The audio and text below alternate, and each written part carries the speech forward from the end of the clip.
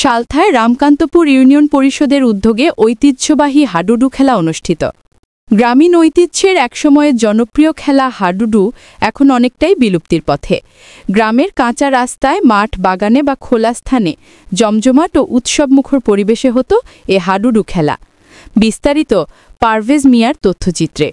কিন্তু কালের আবর্তে সেই খেলা এখন আর দেখা যায় না। তাই জনপ্রিয় এই খেলাটি টিকিয়ে রাখা এবং নতুন প্রজন্মকে উজ্জীবিত করতে ফরিদপুরের সালথায় অনুষ্ঠিত হয়ে গেল হাডুডু প্রতিযোগিতা। শুক্রবার ১৯ সেপ্টেম্বর বিকেলে সালথা উপজেলার রামকান্তপুর ইউনিয়ন পরিষদের ইউপি সদস্য ও সাধারণ জনগণের উদ্যোগে সালথা সরকারি কলেজ মাঠে বর্ণাঢ্য আয়োজনে এই হাডুডু প্রতিযোগিতার খেলা অনুষ্ঠিত হয়েছে। নাগরিক জীবনের ব্যস্ততায় হারিয়ে যাওয়া এই ঐতিহ্যবাহী খেলা দেখতে সালথা সরকারি কলেজ মাঠে জড়ো হয় কয়েক শতাধিক দর্শক ও ক্রীড়াপ্রেমীরা।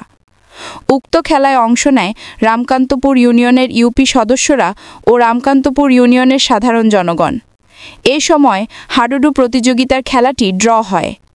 উক্ত খেলার প্রধান অতিথি হিসেবে উপস্থিত ছিলেন উপজেলার সাবেক ভাইস চেয়ারম্যান ও বিএনপি নেতা মোহাম্মদ আসাদ মাতুব্বর সহ বিভিন্ন ক্রীড়াপ্রেমীরা।